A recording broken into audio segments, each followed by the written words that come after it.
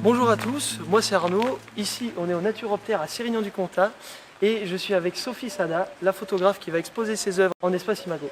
Bonjour Sophie. Bonjour Arnaud. Tu es contente d'être ici? Je suis ravie d'être ici parmi vous et de pouvoir vous présenter mon travail qui parle du monde merveilleux de la garrigue. Voilà, on va découvrir tout ça et suivez-nous.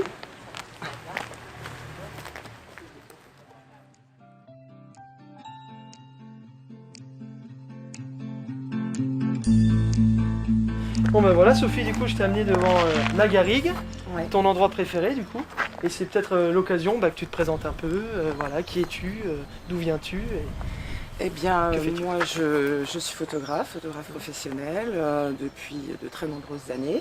Donc je viens de l'Île-de-France où je faisais plutôt de l'humain. Et puis on a réussi à s'échapper de la région parisienne il y a 5 ans. Et avec bonheur, donc on a atterri à côté, un petit village à côté de Uzès.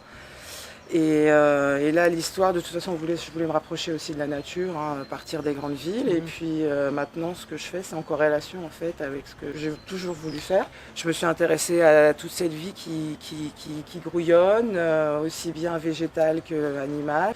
Et j'ai trouvé un petit truc qui me plaît et que j'ai envie de faire partager aux autres. J'essaye de révéler certaines choses, de les sublimer et de les montrer avec un grand respect en fait. Quand on s'intéresse à la structure et des plantes et des animaux, à leur corps, à tout ce qui les compose, c'est quand même assez fascinant quand même. C'est vrai, Il y a beaucoup de tout, choses. quoi. Il y a vraiment toutes les formes, vous avez, il y a tout, quoi. Il y a toutes les couleurs, des paillettes, des plumes, des piquants, des boules gluantes.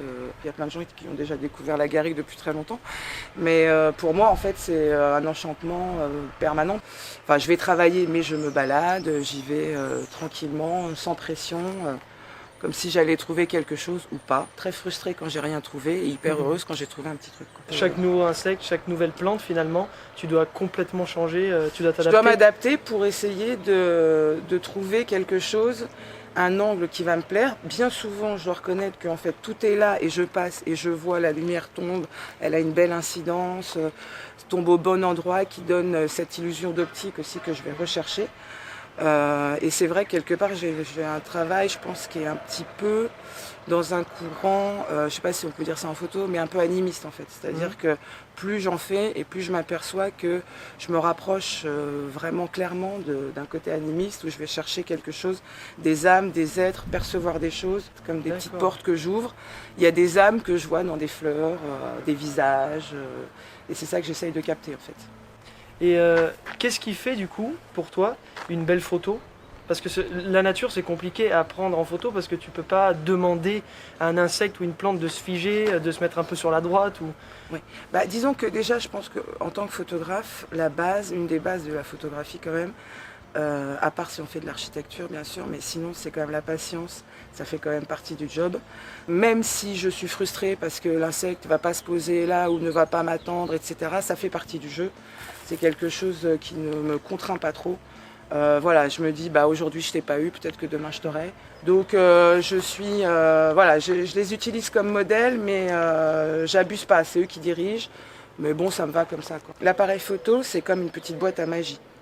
Ça permet de créer des illusions qui sont faites grâce à la lumière, l'incidence de la lumière, l'humidité qu'il y a dans l'air.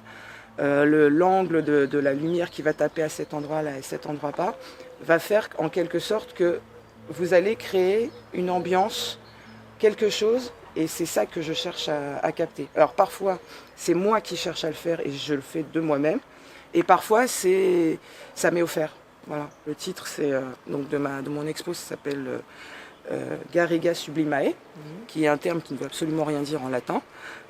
C'est une pure invention de ma part, hein, comme j'invente des choses phonétiques, etc., parce que ça m'amuse. Donc qui veut dire garrigue sublime, hein, mais il n'y a pas d'équivalence au niveau latin, ne cherchez pas. Donc le sous-titre c'est Au-delà du miroir. Et c'est vrai que je fais une analogie, en fait, l'appareil photo c'est un miroir qui se lève et qui se ferme, la lumière rentre et va imprimer quelque chose sur feu la pellicule. Et c'est pareil, je suis comme une sorte d'Alice au pays des merveilles. Enfin, Ouais, je passe de l'autre côté du miroir, je m'arrête pas à un pissenlit avec tous ces noms naturalistes. Je vais voir derrière qu'est-ce qu'on peut y trouver. Capture toutes les Et sens parfois, on peut trouver des parties de cosmos. Voilà, on peut partir dans l'espace. Il y a plusieurs univers en fait C'est vrai. que je trouve. Tu captures vraiment l'essence de ce que tu veux photographier, quoi. Voilà, C'est c'est mon regard sur ce que je pose sur ce que la nature m'offre.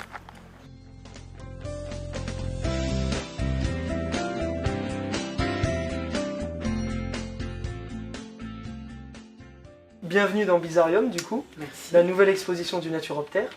Dans cette exposition, on a vraiment voulu poser des questions, en fait, fondamentales, essentielles sur la beauté, qu'est-ce que ça renvoie, et sur la figure du monstre, qui peut être ambiguë, mal comprise, parce qu'il y a vraiment beaucoup de perceptions différentes par rapport à ça. Donc on a questionné ça par rapport au monstre dans l'imaginaire, avec des créatures légendaires en première partie d'exposition, avec des animaux naturalisés. Et donc je vais te demander un peu, toi, c'est quoi ton sentiment par rapport à tout ça, en fait? Alors, moi encore une fois, la beauté ou le monstre, la beauté peut être monstrueuse et on peut avoir des monstres de beauté. Donc la beauté, c'est quelque chose qui vous désarme, qui vous laisse quoi, qui parfois vous sidère quand elle est vraiment excessive. Et ce qui est monstrueux, comme je vous dis, pour moi, les monstres, ça n'existe pas vraiment, c'est pas quelque chose de négatif pour moi. Ça, est-ce que ce sont des monstres ou est-ce que ce sont des particularités, effectivement? Dans certaines civilisations, peut-être que ce seraient des êtres à part, des divinités, on ne sait pas en fait. Ça fait partie de l'évolution, ça fait partie du tout, et on doit tout prendre. À part des intentions monstrueuses, il n'y a pas d'être réellement monstrueux.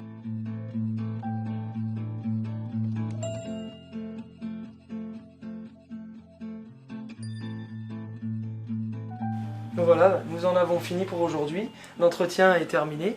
Et donc je rappelle qu'on retrouvera les œuvres de Sophie Sada, photographe, donc, en Espace Imago du Naturoptère. Donc merci Sophie d'être venue, merci pour tout à ça. toi Arnaud. Et on se dit à la prochaine. À la prochaine, à bientôt. À bientôt. Au revoir.